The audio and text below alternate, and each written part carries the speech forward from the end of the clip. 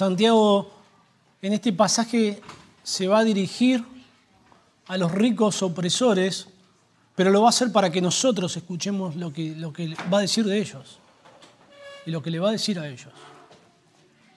Dice así, Santiago capítulo 5, versículo 1. Vamos ahora ricos, llorad y aullad por las miserias que os vendrán. Vuestras riquezas están podridas, vuestras ropas están comidas de polilla, vuestro oro y plata están enmohecidos, y su moho testificará contra vosotros, y devorará del todo vuestras carnes como fuego. Habéis acumulado tesoros para los días postreros.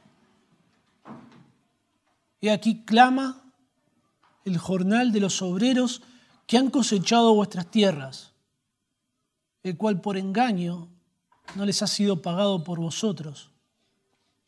Y los clamores de los que habían cegado han entrado en los oídos del Señor de los ejércitos. Habéis vivido en deleite sobre la tierra y sido disolutos. Habéis engordado vuestros corazones como en el día de matanza. Habéis condenado y dado muerte al justo, y él no os hace resistencia. Es un texto muy duro. Es muy fuerte lo que Santiago la denuncia, la diatriba que hace Santiago. Y a la vez, pensando en mi vida y en usted, es muy relevante para nuestros días. En aquel entonces, en los momentos donde escribe Santiago, una persona pobre ni podía pensar en los lujos del materialismo. Pero hoy en día usted no necesita ser millonario para perseguir, codiciar y caer en un estilo de vida materialista. Parece que el materialismo está al alcance de todos en el mundo que vivimos hoy en día, y es algo que ya desde niños se puede apreciar. Les voy a contar una situación.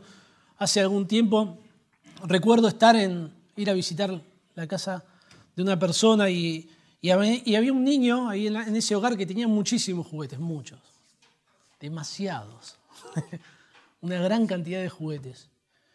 Y había otros niños, también estaba mi hijo, que querían jugar con esos juguetes. Y este niño, adivinen que no quería prestar ninguno de esos juguetes.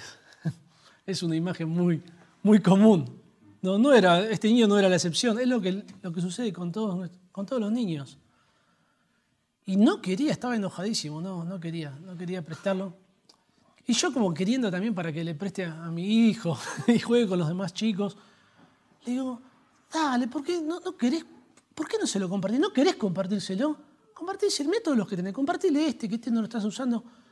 Y me mira y me dice, no quiero. Wow, está bien. Entonces, un niño ahí empieza a llorar desconsoladamente, y lloraba y gritaba y pataleaba porque no le prestaba los juguetes. Pero dale, prestáselo, mirá cómo está llorando. No me importa, me dice. No me importa. No le interesaba. Ya desde niño nuestra naturaleza pecaminosa, inclinada, nos muestra lo peor, ¿no?, de nosotros, lo que hay en nuestro corazón. Y podemos comportarnos ya de niños de una forma egoísta, insensible al dolor de otros o al sufrimiento de otros, y querer todo para nosotros. Y los adultos en ocasiones no somos tan distintos. A veces de una forma bochornosa, pero otras veces de una forma que no es tan bochornosa, nos comportamos de la misma manera, como niños egoístas, nos conducimos a veces de manera fraudulenta con el dinero y de forma insensible. Recuerdo un experimento social que había visto en una ocasión, donde agarran a una persona, un trabajador, alguien de clase media, le regalan una pizza entera y después, lo están filmando esto, y después hacen que otra persona le vaya a pedir una porción, que le va a manguear una porción para probar. Y esta persona le dice no, siendo que le habían regalado, no le había pagado, no lo quiere hacer. Y luego le regalan la pizza a un mendigo. y al poco tiempo el mendigo la empieza a compartir con otros mendigos, siendo que era alguien que no tenía nada. Y no estoy diciendo, hermanos, que los pobres son malos, los pobres son buenos y los ricos son malos, como hay parte de la sociedad en nuestros días que así lo piensa, sino que lo que quiero subrayar es que más allá de cuánto tengamos, de si tenemos mucho, si tenemos poco, podemos cometer los mismos pecados que Santiago denuncia aquí a estos ricos opresores. Y en parte, esto es parte del propósito que Santiago tiene al hacer esta denuncia. Santiago describe en estos versículos cuáles son aquellos pecados por los cuales los ricos opresores serán condenados, y lo hace de tal manera, con tan palabra que pareciera que llegaron a un punto de no retorno. Santiago les habla de una forma que pareciera que estos ricos opresores no se van a arrepentir.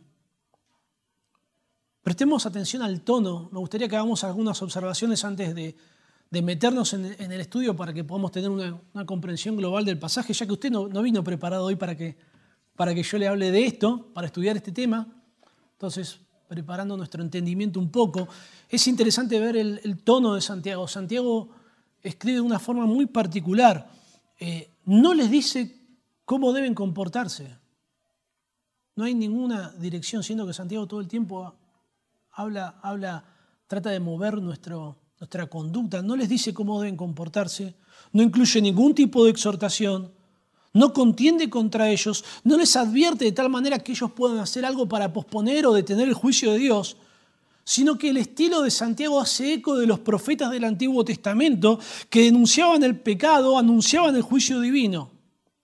Y en ocasiones esta denuncia que se hacía en el Antiguo Testamento ni siquiera esperaba el arrepentimiento, sino que estas denuncias eran una proclamación profética de que Dios haría justicia, de que Dios cumpliría con su castigo. Por ejemplo, en Isaías capítulo 10, versículo 1 al 4, dice así, yo se lo leo, hermano, dice: «Ay de los que dictan leyes injustas y prescriben tiranía, para apartar del juicio a los pobres y para quitar el derecho a los afligidos de mi pueblo, para despojar a las viudas y robar a los huérfanos. ¿Y qué haréis en el día del castigo? ¿A quién os acogeréis para que os ayude cuando venga de lejos el asolamiento? ¿En dónde dejaréis vuestra gloria? Sin mí se inclinarán entre los presos, y entre los muertos caerán. Ni con todo esto ha cesado su furor, sino que todavía su mano está extendida», hablando de la mano de Dios que los va a juzgar, que va a ejecutar el juicio. Fíjense en el tono que está hablando Isaías. No parece ni haber una oportunidad de que estas personas cambien su conducta. Santiago presenta un enérgico, un duro, un brusco anuncio del juicio divino sobre los ricos que oprimen a los pobres. El versículo 1 dice: «Vamos ahora, ricos, llorad y aullad por las miserias que os vendrán». La realidad que presenta Santiago es que estas personas deberían estar aterradas, deberían estar muertos de miedo ante la certeza del juicio inminente de parte de Dios. Hay algunas cosas que debemos aclarar. ¿Acaso Dios condena las riquezas? ¿Acaso Dios condena que alguien se haga rico? ¿Es pecado ser rico? No es pecado. Deuteronomio capítulo 8, versículo 18 dice: «Jehová tu Dios», está hablando Dios de Israel, dice: «Jehová tu Dios te da el poder para hacer las riquezas». El pueblo de Israel iba a entrar en la tierra prometida. Era una tierra próspera, una tierra con muchos recursos, y un israelita iba a prosperar en ese lugar. Iba a enriquecerse. Y tranquilamente podía decir: bueno, mi riqueza no tiene que ver con mis habilidades, no tiene que ver con mi capacidad. Dios me dio esta capacidad para enriquecerme. No sé a lo que usted se dedica, qué es lo que usted hace, pero no puede sentirse orgulloso por eso. Dios le ha dado esa capacidad. Dios le ha dado salud, Dios le ha dado capacidad, Dios le ha dado la inteligencia para que usted obtenga dinero. En Proverbios 10:22 dice que la bendición de Jehová es la que enriquece y no añade tristeza con ella. El dinero y la acumulación del dinero no son pecados en sí mismos. Dios no manda a los ricos de este mundo, a los ricos creyentes, Dios no les manda que se deshagan de las riquezas. Dios no le manda a un rico que venda todo, que done todo su dinero y que sea un pobre. No hay ninguna virtud en ser pobre. No hay ninguna virtud en no llegar a fin de mes, en que te falte comida en la mesa, en que no tengas dónde pasar la noche. No hay nada virtuoso en eso. Y tampoco hay virtud en que alguien porque tenga mucho quiere decir que la mano de Dios está con él o que Dios le bendice. Lo que sí la palabra de Dios condena es el amor al dinero. ¿Recuerdan 1 Timoteo capítulo 6? Dice, raíz de todos los males es el amor al dinero. No dice el dinero, el amor al dinero. El versículo 17 del capítulo 6 de 1 Timoteo dice a los ricos de este siglo, manda que no sean altivos, ni pongan la esperanza en las riquezas, las cuales son inciertas, sino en el Dios vivo, que nos da todas las cosas en abundancia para que las disfrutemos. Lo que las Escrituras condenan es qué hacemos con el dinero, cuál es nuestra actitud hacia el dinero, cómo obtenemos el dinero, para qué lo obtenemos. Y es en eso en lo que se enfoca Santiago. Aplicar el texto de Santiago a todos los ricos sería un error de interpretación, ya que Santiago no se está dirigiendo a los ricos en general, sino que se está dirigiendo a ricos que son estafadores, que oprimen a los pobres, que abusan de ellos, que usan el dinero de la peor manera para un uso egoísta. ¿Eran acaso estos ricos a los que se dirige Santiago, eran creyentes, eran parte de la familia de Dios? Algunos creen que eran creyentes y el argumento que hacen es ver la similitud que tiene este pasaje con el pasaje anterior. ¿Recuerdan? La semana pasada, la otra, estudiamos Santiago capítulo 4, versículo 13 al 17, que dice, vamos ahora. Comienza de esa manera, ¿recuerdan? Y este pasaje comienza de la misma forma. Entonces, ya que en el pasaje anterior hay instrucciones sobre qué debían hacer, hay exhortaciones, incluso se les dice que ellos conocen la ley de Dios, conocen qué es lo que deben hacer y que no hacerlo sería pecado. Entonces, si eran creyentes en esta sección que comienza de esta misma forma y esta comienza igual, deberían también ser creyentes. Pero la realidad es que son más las diferencias de estas secciones que las similitudes.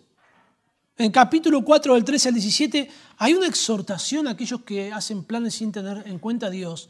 Y se les dice cómo deben hacer esos planes, de qué manera deben hacer esos planes, dependiendo de Dios, no de una forma autosuficiente. Incluso está implícito que estas personas conocen qué es lo que deben hacer, conocen cómo deben conducirse. Y Santiago les exhorta a conducirse de esa manera. En cambio, la instrucción que se les da a los destinatarios de esta porción es llorad y aullad, lamentad. El juicio que les espera se describe de forma ineludible. No hay nada en el pasaje que indique la posibilidad de cambio, no hay instrucción, no hay un llamado al arrepentimiento. Y las características del juicio son finales. Las miserias os vendrán, testificarán contra vosotros, devorará del todo vuestra carne como fuego. Las evidencias de este texto indican que estos ricos no eran creyentes, ya que el juicio de Dios se describe como consecuencias finales. No todos los ricos a los que le habla Santiago durante toda la carta son incrédulos. Por ejemplo, en el capítulo 1, el versículo 9, dice que el hermano que es de humilde condición gloriece en su exaltación, pero el rico en su humillación. Pero dentro de la carta se describen ricos que no eran creyentes, en el capítulo 2, y que de alguna forma estaban asociados con la iglesia. ¿Recuerdan cuando hablamos en el capítulo 2 sobre el favoritismo? Resulta que cuando entraba alguien rico en la iglesia mostraban preferencia, lo atendían de mejor manera, lo hacían sentarse adelante de todo y a los pobres los mandaban al fondo para que nadie los viera. El versículo 2 dice, si en vuestra congregación entra un hombre con anillo de oro y con ropa de plata, aunque es un caso hipotético lo que presenta Santiago, es algo que sí estaba sucediendo, que sí pasaba en la iglesia. El versículo 6 describe cómo discriminaban a los pobres y cómo trataban de buena manera a los ricos. Dice, pero vosotros habéis afrentado al pobre. Y luego dice cómo se conducían los ricos incrédulos para con los creyentes. Dice, ¿No os oprimen los ricos? ¿Y no son ellos los mismos que os arrastran a los tribunales? ¿No blasfeman ellos el buen nombre que fue invocado sobre vosotros? Eran ricos blasfemos. Eran ricos que hacían sufrir a los creyentes de la iglesia. Los ricos en esta porción de Santiago capítulo 5 son descritos aprovechándose económicamente de cristianos pobres y acusándoles falsamente.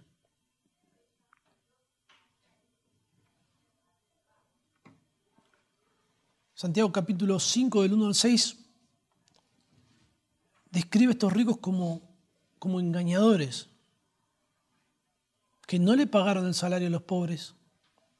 Y estos pobres son descritos como creyentes. El versículo 6 dice, habéis condenado y dado muerte al justo. Es una forma de referirse a personas redimidas. Ahora, ¿por qué Santiago incluye una denuncia profética a ricos incrédulos en una carta dirigida a creyentes? Porque Santiago le está escribiendo a creyentes y sin embargo incluye esta diatriba, esta denuncia a los ricos incrédulos. Es probable que estos ricos que se describen en el capítulo 5 ni siquiera hayan oído esta denuncia. Los profetas del Antiguo Testamento hacían denuncias similares. En ocasiones pronunciaban el juicio contra naciones paganas que rodeaban a Israel. Estas naciones probablemente no oían estas profecías, no oían estos anuncios, pero los que sí oían esos anuncios eran el pueblo de Dios, eran los creyentes, los hijos de Dios. De igual manera son los creyentes quienes sin lugar a duda van a escuchar esta denuncia profética. ¿Y cuál es el propósito? Probablemente Santiago tiene en mente dos propósitos al incluir esta denuncia profética. En primer lugar, como una advertencia para que los creyentes no amen el dinero, para que los creyentes no codicien la riqueza, que no envidien a los ricos, que por medio de esta denuncia sean advertidos del peligro de las riquezas, del peligro del materialismo.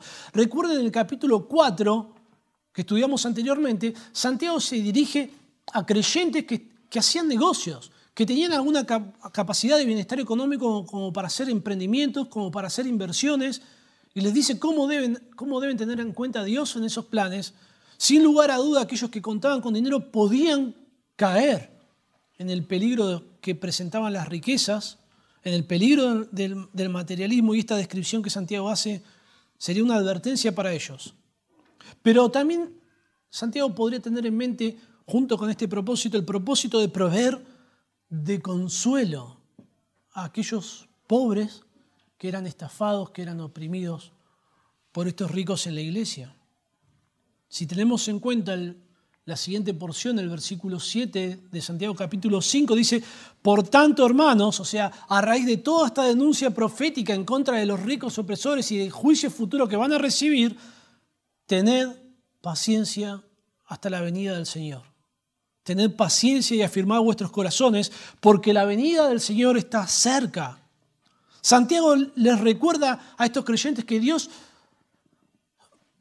no estaba indiferente al sufrimiento que ellos estaban padeciendo. Que Dios sabía qué era lo que sucedía. Y que Dios no se iba a quedar de brazos cruzados, sino que Dios iba a tomar cartas en el asunto y Dios les iba a condenar y les iba a juzgar por lo que estaban haciendo estos ricos. Esta denuncia nos provee de consuelo para esperar en Dios cuando somos oprimidos por poderosos en este mundo. Las leyes que van en contra de Dios, personas que nos estafan, que nos roban, que no nos pagan el salario que acordamos, que quitaron el dinero, que no cumplieron contratos con nosotros, que no cumplieron su palabra y que no tenemos nada que hacer al respecto. Podemos confiar en que Dios es el juez justo y esperar en Él. Juan Calvino dice lo siguiente: Santiago quiere que los fieles, al escuchar el miserable destino de los ricos, ya no envidien su fortuna, y también que al saber que Dios será el vengador de las injusticias que están sufriendo, puedan soportarlas con calma y resignación.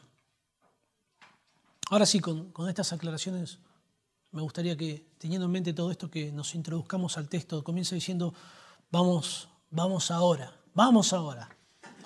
Recuerdan que yo les dije anteriormente que esta era una expresión idiomática, era una forma de llamar la atención, ¿no? Yo a mi hijo le digo, escúchame bien lo que te voy a decir, escucha esto. ¿No? Y él ya sabe, la cosa se va a poner seria. Y lo que quiere hacer es llamarle la atención, y todo lo que va a venir a continuación es claro, es directo, pero también es triste, es desgarrador. Santiago ni siquiera les llama a que se den cuenta de la necedad de su conducta, sino que les habla con un profundo lamento por el castigo que les va a venir. Les dice, ricos, vamos ahora ricos, llorad y aullad. Llorad es lamentar, no solamente el lamento que viene con las lágrimas, sino incluyendo las lágrimas cualquier expresión externa de dolor, de pesar, de contrición. Aullad es una palabra que aparece solamente una vez en el Nuevo Testamento. Usa muchas palabras en esta porción que aparecen solo una vez en el Nuevo Testamento. Y usa muchas palabras, Santiago, junto con esta, que son palabras onomatopéyicas. Son palabras que emulan el sonido de lo que se quiere describir. En este caso, esta palabra emula el sonido de un llanto, de un lamento, de un aullido. Esta palabra aparece 21 veces en la Septuaginta. La Septuaginta es la versión griega del Antiguo Testamento. Aparece 21 veces y siempre aparece en los profetas. Por ejemplo, en Isaías 13:6 dice, aullad porque cerca está el día de Jehová, vendrá como asolamiento del Todopoderoso. Esta palabra describe el lamento de quienes van a sufrir el castigo eterno en manos de Dios. Estas dos palabras juntas, llorad y aullad, describen una amargura profunda, una amargura incontrolable. Describe el terror pánico. Imagínese si usted tuvo que enfrentar alguna situación difícil en este mundo, la pérdida de un familiar, la pérdida de un trabajo. Imagine lo que puede ser pensar en enfrentar el juicio de Dios. Llorad y aullad por las miserias que os vendrán. La palabra miserias es otro término profético, describe sufrimiento, aflicción, angustia. Describe el sufrimiento de alguien que es condenado, que ya tiene una sentencia, ya no puede hacer nada. No hay nada que pueda hacer, es condenado. Y dicen que estas miserias os vendrán, aunque este verbo en el original está en presente. Estas miserias vienen. Funciona como un futuro profético, las miserias que vienen sobre vosotros. Es tan certero el juicio de Dios sobre ellos que Santiago lo describe como que ya está sucediendo. El trasfondo profético de todas estas palabras siempre tiene que ver con el juicio futuro de Dios. Esto nos da a entender que Santiago no está hablando de que estos ricos se iban a empobrecer y que iban a sufrir acá en la tierra, sino que está describiendo la condenación eterna. Y lo que Santiago va a hacer es darnos razones por las cuales los ricos opresores serán condenados. Y estas razones tienen implicancias para que nosotros no codiciemos las riquezas, para que nosotros nos conduzcamos de una forma que agrade a Dios en relación al dinero, y también ofrecer consuelo para aquellos pobres oprimidos que estaban en la iglesia. ¿Por qué estos ricos opresores son condenados? En primer lugar, los ricos opresores son condenados porque acumularon riquezas para un uso totalmente egoísta. Versículo 2 dice, vuestras riquezas están podridas y vuestras ropas están comidas de polilla, vuestro oro y plata están enmohecidos y su moho testificará contra vosotros, devorará del todo vuestras carnes como fuego, habéis acumulado tesoros para los días postreros.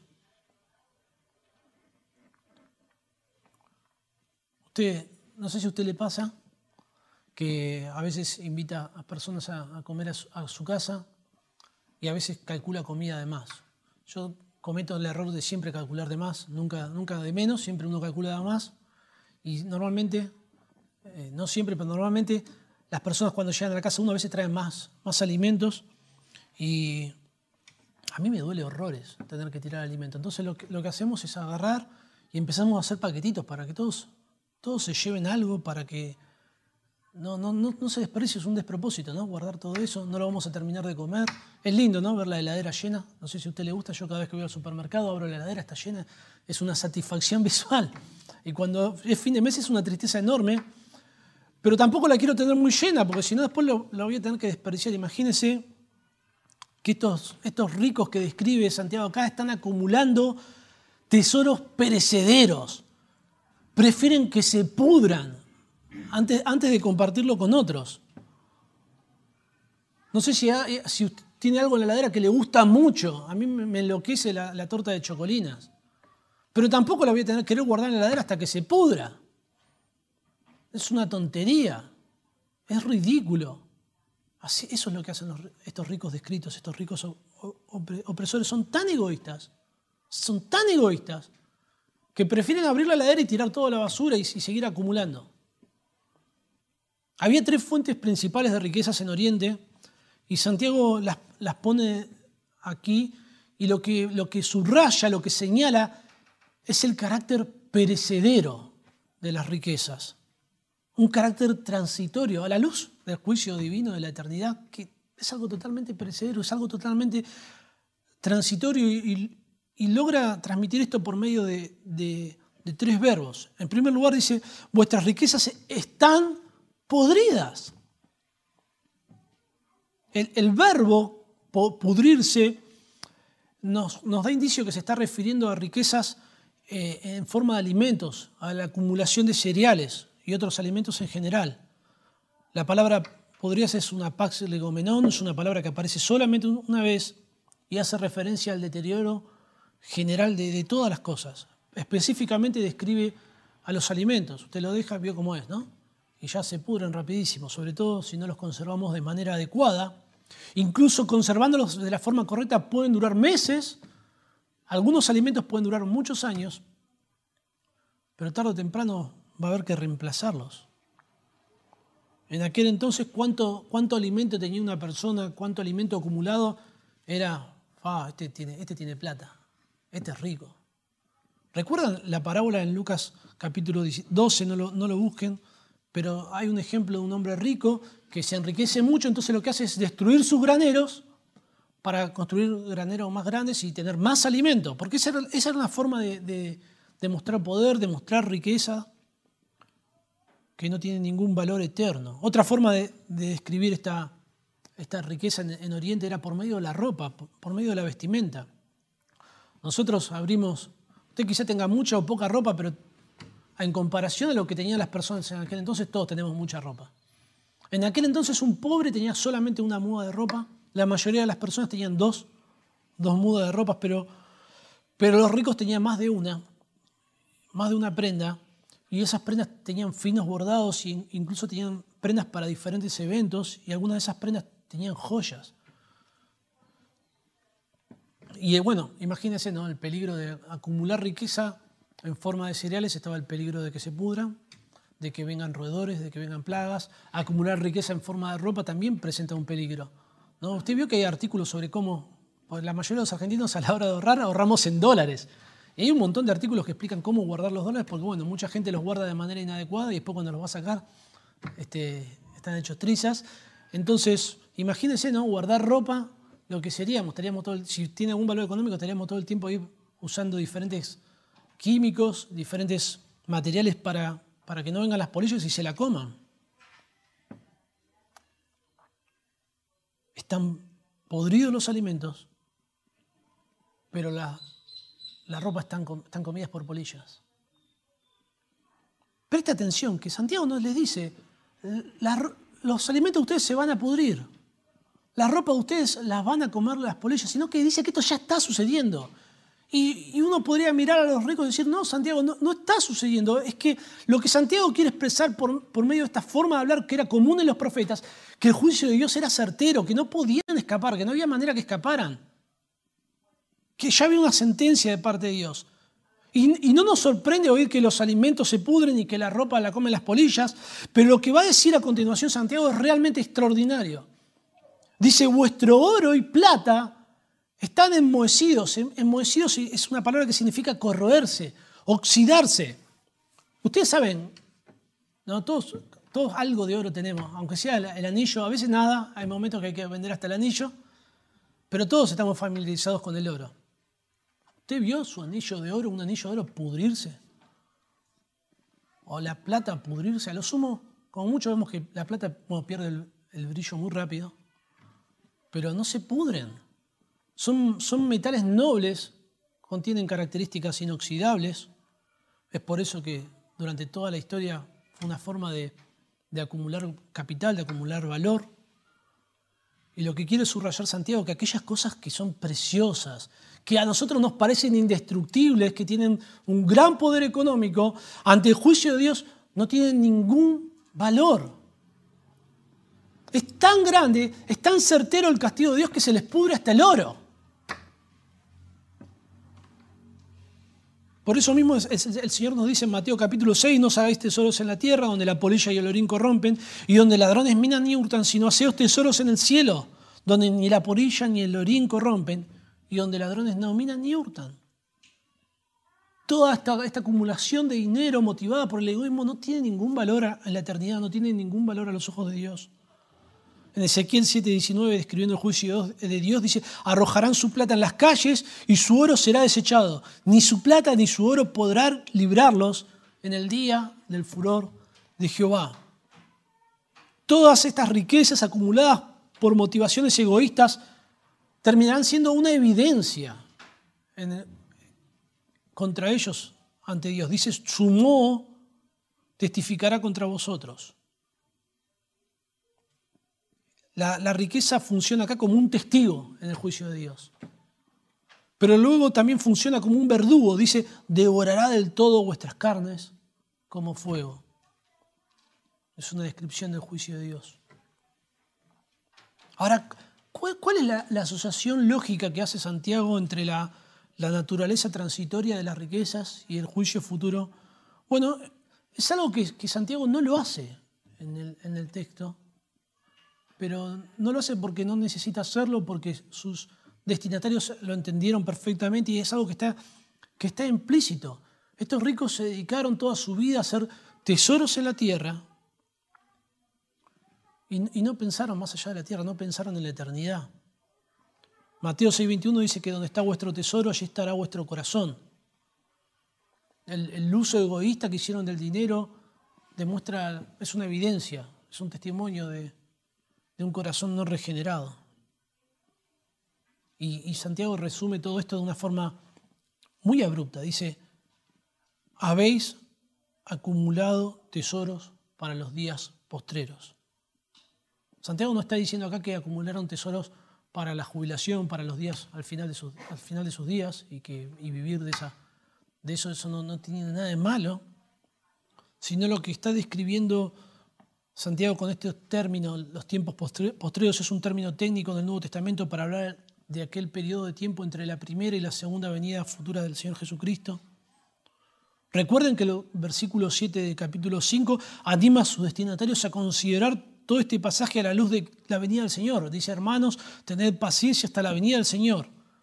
Lo que subraya Santiago es que no hay ninguna consideración en la mente de estos ricos opresores en cuanto a los planes de Dios, en cuanto a lo que va a hacer Dios, en cuanto al futuro que Dios volverá en la persona del Señor Jesucristo de forma inminente. Solo piensan en ellos mismos, en el hoy, en el ahora, en la acumulación de riquezas. Y todo eso es una evidencia de culpabilidad ante Dios. Es importante aclarar que la salvación, la vida eterna, no se puede comprar con oro o con plata. Por más de que usted venda todo su oro, venda toda su plata, lo done a los pobres, usted no va a ser salvo por ser una buena persona. La salvación es por gracia, es por medio de la fe, y esto no de vosotros, es un don de Dios, es un regalo de parte de Dios. Usted debe venir a Dios arrepentido, creer, confesar a Jesucristo como su único Salvador, y Dios le va a conceder la vida eterna. Pero cuando usted cree en el Señor Jesucristo como su Salvador, eso transforma sus vidas, transforma su voluntad, transforma sus emociones, sus sentimientos. Dios cambia su corazón.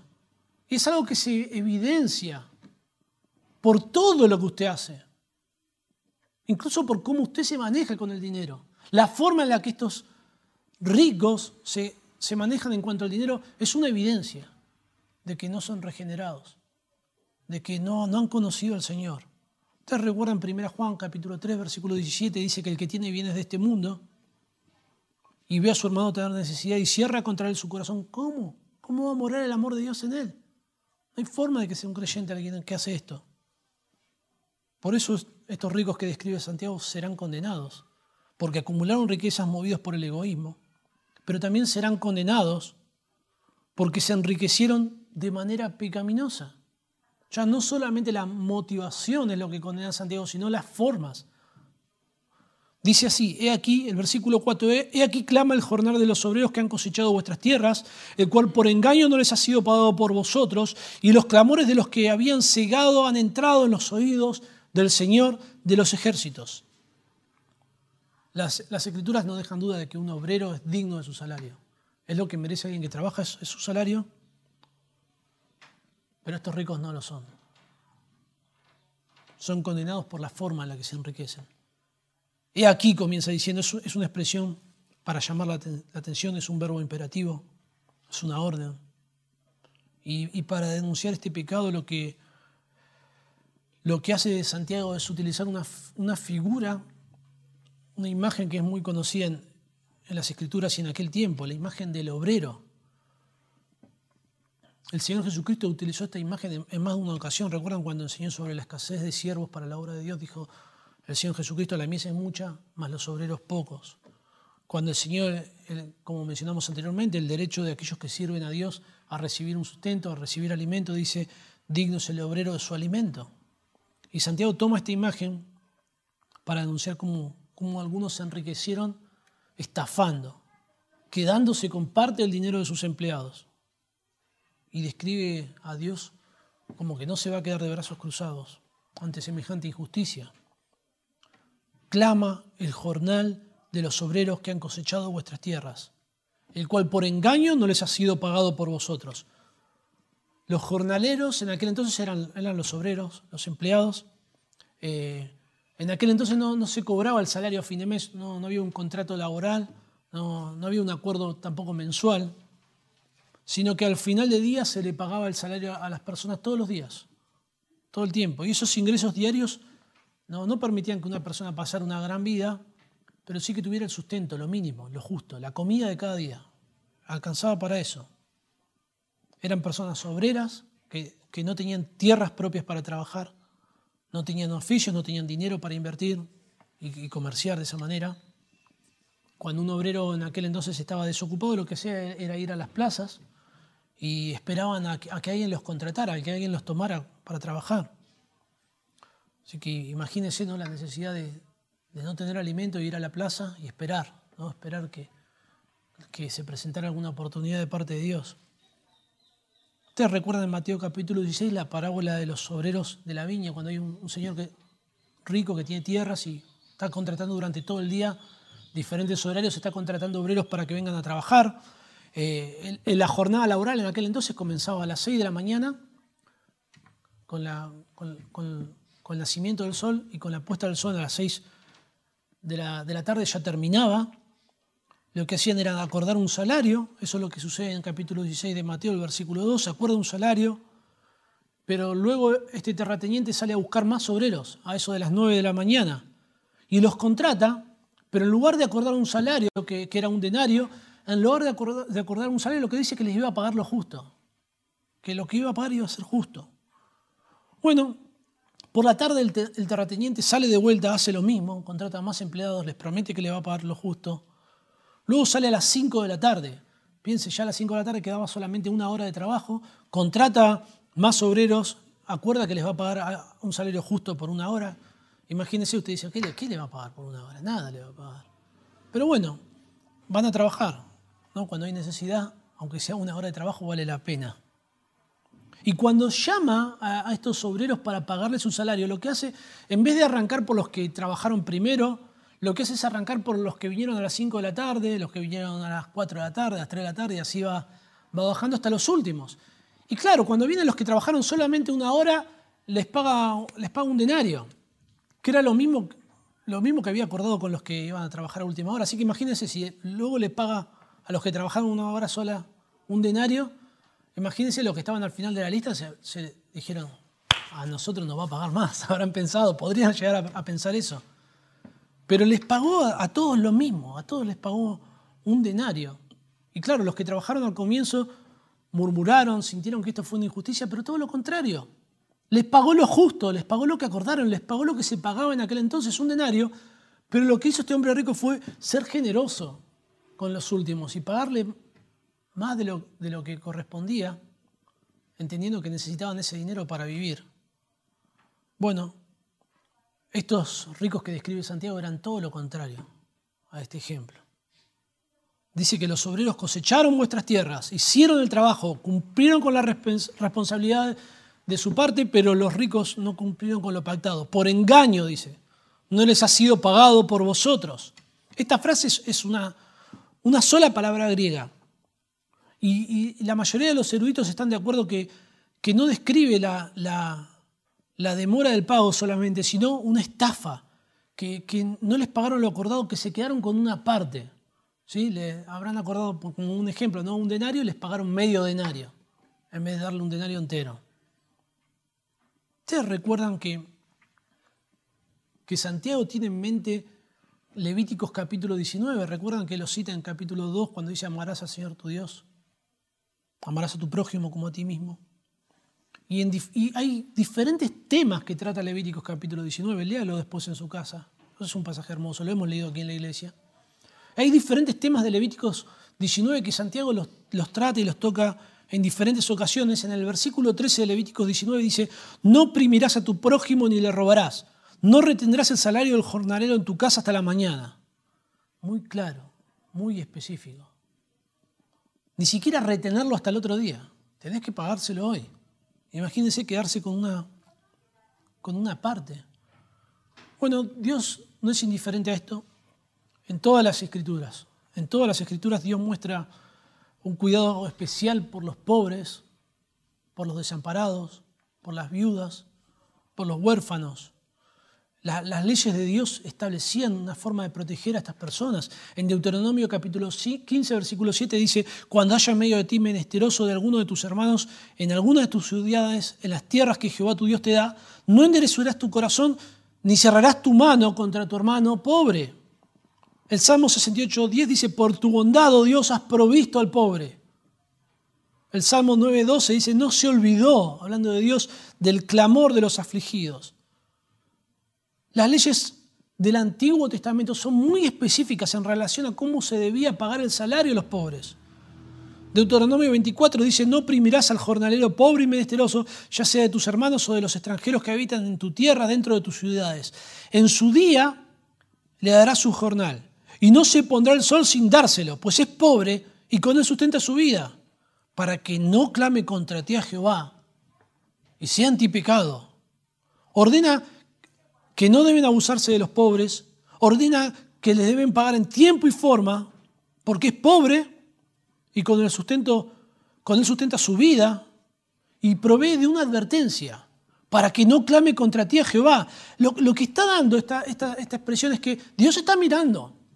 Dios está mirando lo que estás haciendo. Y si este pobre clama a mí, yo voy a oírlo. Yo voy a oír esta demanda. Dice que en Santiago 5 que el jornal clama, que los clamores de los trabajadores que han cegado la tierra han entrado en los oídos del Señor de los ejércitos. Esta palabra clamor describe un grito de auxilio.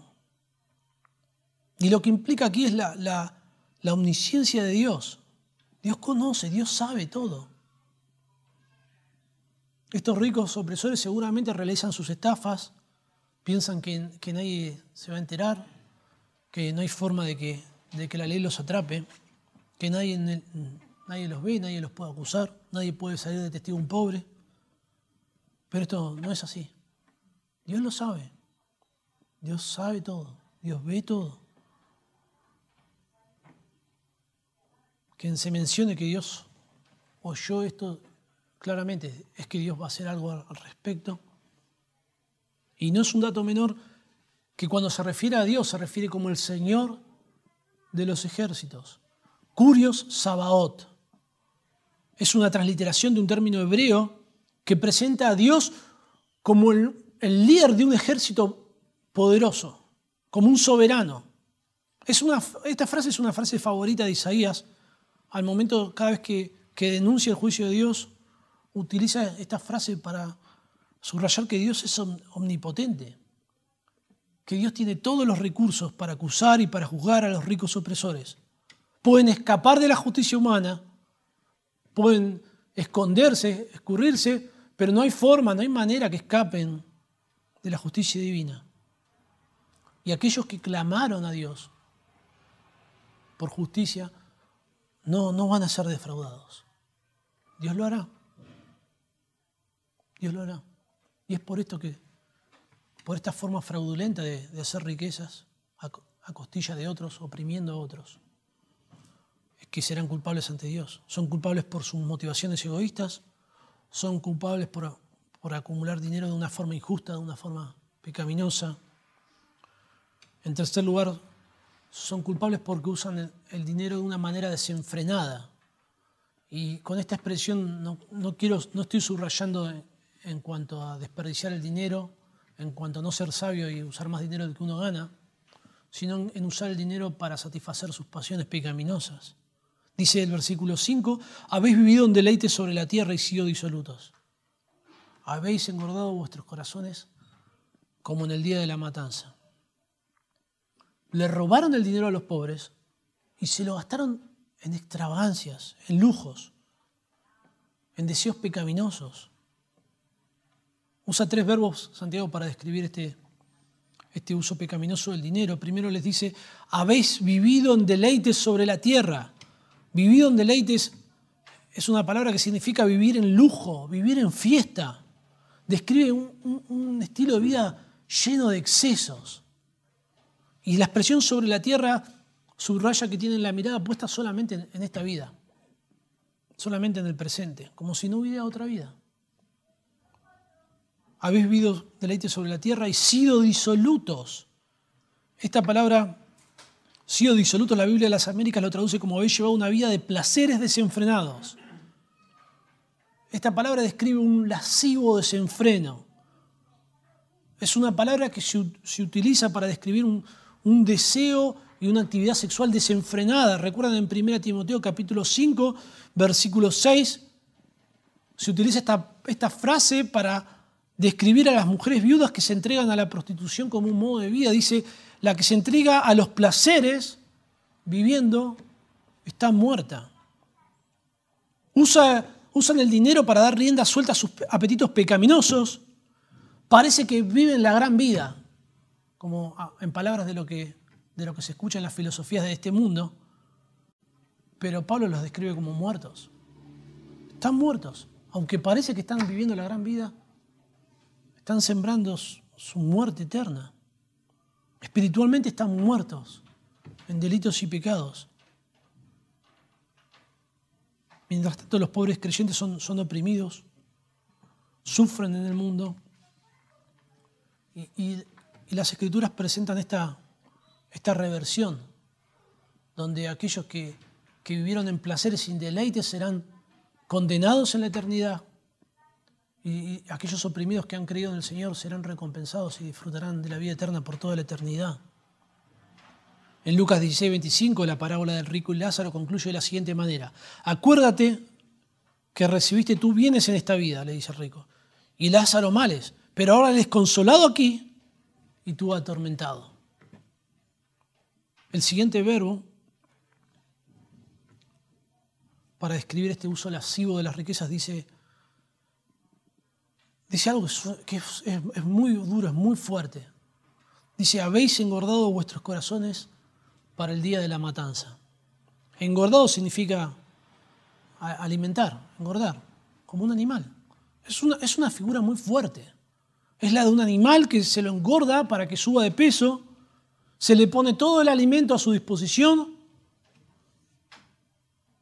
pero aunque este animalito puede pensar que se está dando la gran vida, que está disfrutando un montón, lo que no sabe es que todo eso que él hace, lo único que hace es contribuir para el día en que va a ser sacrificado. La Septuaginta empleó este término en Jeremías 46:21, 46:20 dice, becerra hermosa es Egipto, mas viene destrucción, del norte viene. Jeremías profetiza aquí contra Egipto. Ellos iban a perder todo su territorio en el año 605 a.C. en manos de Babilonia. Y los describe como una vaca, como un becerro que es engordado, que disfrutó todo este tiempo, pero va a ser sacrificado. El versículo 21 dice, sus soldados mercenarios también, en medio de ella como becerros engordados. Vino sobre ella el día de su quebrantamiento, el tiempo de su castigo. Santiago dice el día de la matanza. Se utiliza esta expresión también en el Antiguo Testamento para hablar del día del Señor, del juicio final. Isaías 30:25 dice, y sobre todo monte alto y sobre todo collado elevado habrá ríos y corrientes de agua. El gran día de la matanza. Todo este uso pecaminoso del dinero lo que hace es agrandar, aumentar el peso de culpabilidad que hay sobre ellos. Hay un montón de implicaciones, ¿no?, para nosotros. En todo esto vamos a hacer algunas observaciones al final. Pero sigamos viendo esta descripción que hace Santiago de por qué van a sufrir el juicio, por qué van a ser condenados, por sus motivaciones egoístas, por acumular dinero de manera injusta, de una forma pecaminosa, explotando a otros, por usar el dinero de una forma desenfrenada para alimentar sus placeres pecaminosos. Y en cuarto lugar, serán condenados porque los ricos opresores obtienen dinero de manera despiadada, sin piedad. Dice, habéis condenado, el versículo 6, y dado muerte al justo. Y él nos hace resistencia. Toda esta descripción que hace Santiago es como una espiral descendente, ¿no? Cada vez más envueltos en el pecado, más sumergidos en el pecado, cada vez hay un peso de mayor gravedad y termina con una acusación de homicidio. Acumulan el dinero de manera egoísta, le roban el dinero a los pobres, se lo gastan en placeres y por último condenaron y dieron muerte al justo. La idea es que no tienen problemas con que otros se mueran para que ellos continúen manteniendo su estilo de vida lujoso. La palabra condenaron es una palabra legal, es el veredicto en un juicio. Y esto nos permite hacer una conexión directa con Santiago capítulo 2, versículo 6. ¿Recuerdan cuando dice, no os oprimen los ricos, sino son ellos mismos los que os arrastran a los tribunales? Describe a los ricos utilizando sus influencias políticas, controlando los tribunales, probablemente sobornando jueces para conseguir un veredicto favorable. Y los pobres, claro, iban al juicio y ya eran condenados de antemano, ya sabían que el juicio lo iban a perder. Amós 5:12 dice, porque yo sé de vuestras muchas rebeliones y de vuestros grandes pecados, sé que afligís al justo y recibís cohecho, soborno, y en los tribunales hacéis perder su causa a los pobres. La misma situación. Estos procesos judiciales que eran totalmente espurios, en ocasiones incluían sentencias que permitían la confiscación de la propiedad. O sea, incluso le quitaban la propiedad a los pobres. Imagínense, si usted era pobre y estaba trabajando para alguien y esta persona no le pagaba lo que correspondía, no le pagaba la mitad, se quedaba con parte de su salario, usted ni iba a protestar, ni iba a hacer nada. Porque si usted hacía algo al respecto, si usted lo llevaba a juicio, usted podría perder su propiedad si es que la tenía y encima quedar preso. Por lo tanto, dice, habéis condenado y dado muerte. Es la misma palabra, dar muerte es la misma palabra que se utiliza en el Nuevo Testamento cuando se citan los 10 mandamientos, no matarás. El homicidio. Santiago los acusa de cometer homicidio. Probablemente Santiago no está hablando del homicidio en un sentido literal, ¿no? Que ellos mataban a los pobres con sus propias manos, sino que aplica los mismos principios que se encuentran en la literatura que se leía en la época de Santiago. Un escrito dice lo siguiente: el que al prójimo quita su alimento lo mata, y el que priva al jornalero de su paga derrama sangre. Santiago los condena por los resultados prácticos de sus hechos. se quedan con las tierras de los pobres, no les pagan por el trabajo. Bueno, ¿qué le queda hacer a un pobre? Morirse de hambre. Y Santiago se refiere a estas personas que estaban siendo oprimidas, a estos creyentes, con un término muy bonito, dice: habéis condenado y dado muerte al justo.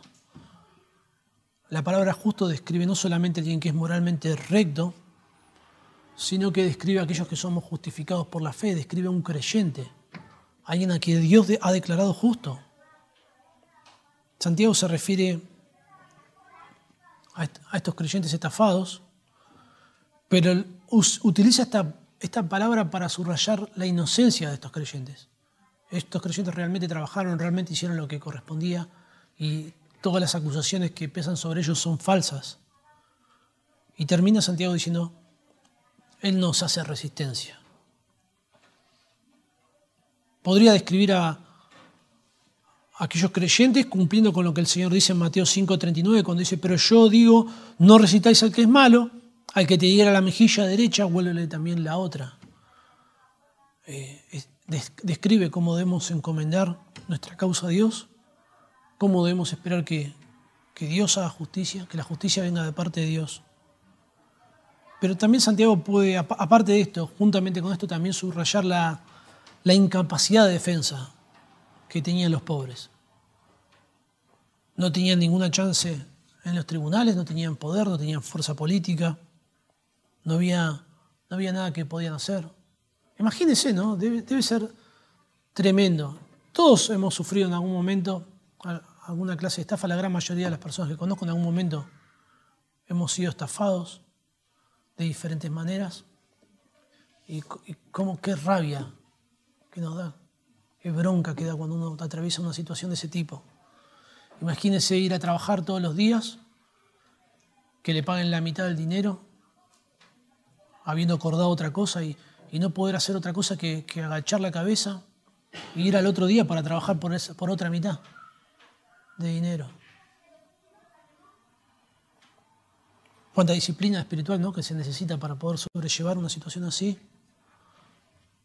Y es por eso que en la siguiente porción que vamos a estudiar más adelante, Santiago les dice: por tanto, hermanos, tened paciencia hasta la venida del Señor.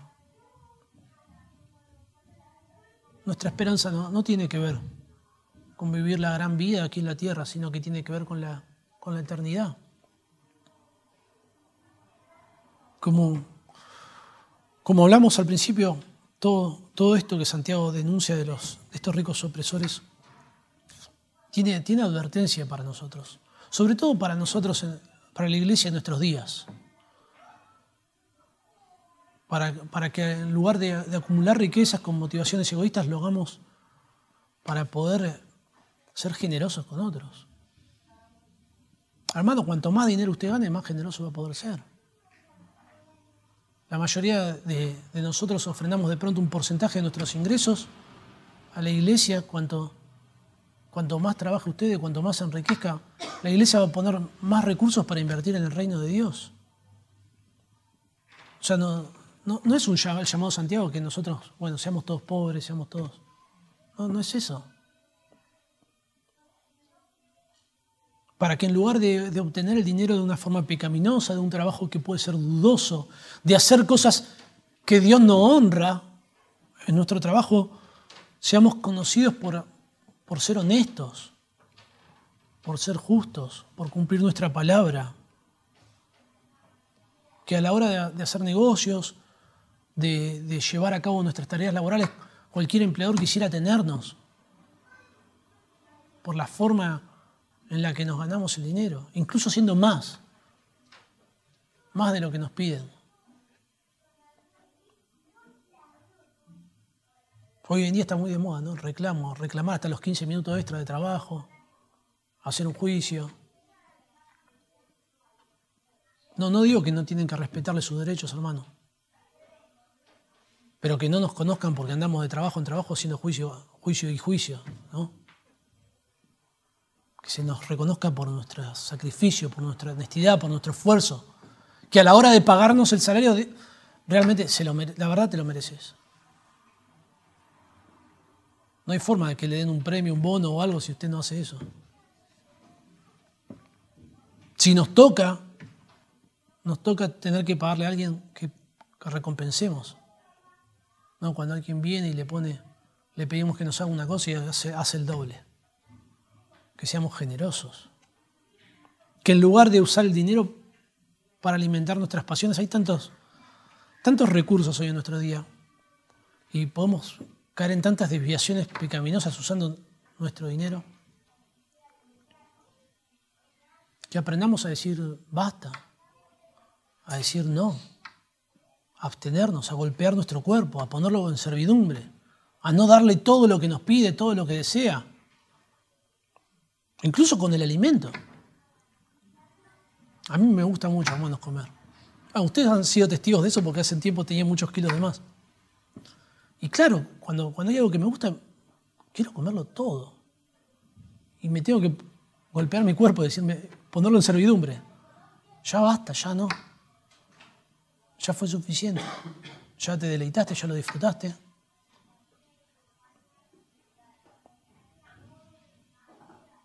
Que en lugar de ser indiferentes con los necesitados, que no cerremos nuestro corazón, que podamos considerar a aquellos que de pronto están en una situación desfavorable, que no están en la situación que estamos nosotros, y que eso sea una oportunidad para que Dios nos utilice mostrando su cuidado, su amparo, su protección por los que menos tienen, por los pobres. Que toda esta exhortación, hermanos, tenga consecuencias a la luz de lo terrible, lo bajo que han caído estos opresores, que nosotros seamos como espantados de no querer saber nada, ¿no? con toda esta clase de lujos, de codicias, de necedades, de pecados. Y también, como mencionamos anteriormente, que esto sea un consuelo, sabiendo que Dios sabe todo lo que nos sucede, Dios sabe cuando somos estafados, engañados, y que aprendamos a esperar de Él en todo momento. Oremos. Señor, Padre, qué tristeza que nos da leer cómo una persona arruina su vida por una codicia necia y cómo arruina la vida de otros, Señor.